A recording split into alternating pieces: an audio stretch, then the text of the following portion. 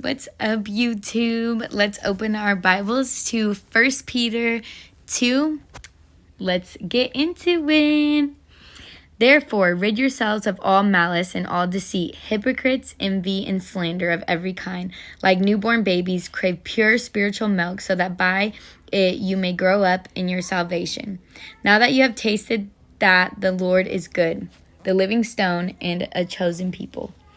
As you come to him, the living stone, rejected by humans but chosen by God and precious to him, you also, like living stones, are being built into a spiritual house to be a holy priesthood, offering spiritual sacrifices acceptable to God through Jesus Christ. For in Scripture it says, "See, I lay a stone in Zion, a chosen and precious cornerstone, and the one who trusts in him will never be put to shame."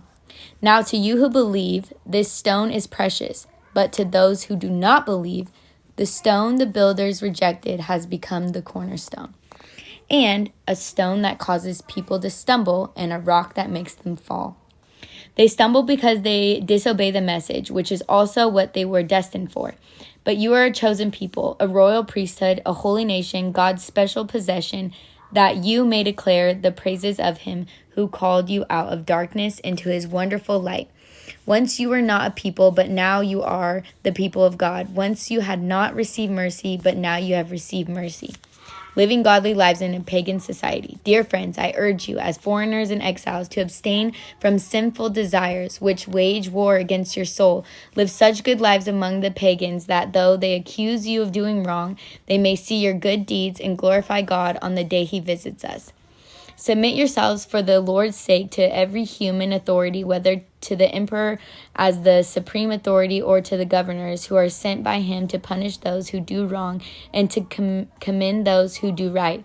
For it is God's will that by doing good you should silence the ignorant talk of foolish people. Live as free people, but do not use your freedom as a cover-up for evil. Live as God's slaves. Show proper respect to everyone. Love the family of believers. Fear God. Honor the emperor.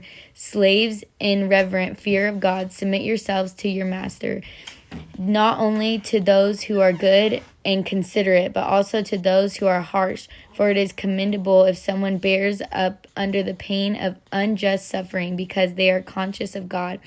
But how is it to your credit if you receive a beating for doing wrong and endure it? But if you suffer for doing good and you endure it, this is commendable before God. To this you were called, because Christ suffered for you, leaving you an example that you should follow in his steps. He committed no sin, and no deceit was found in his mouth. When they hurled their insults at him, he did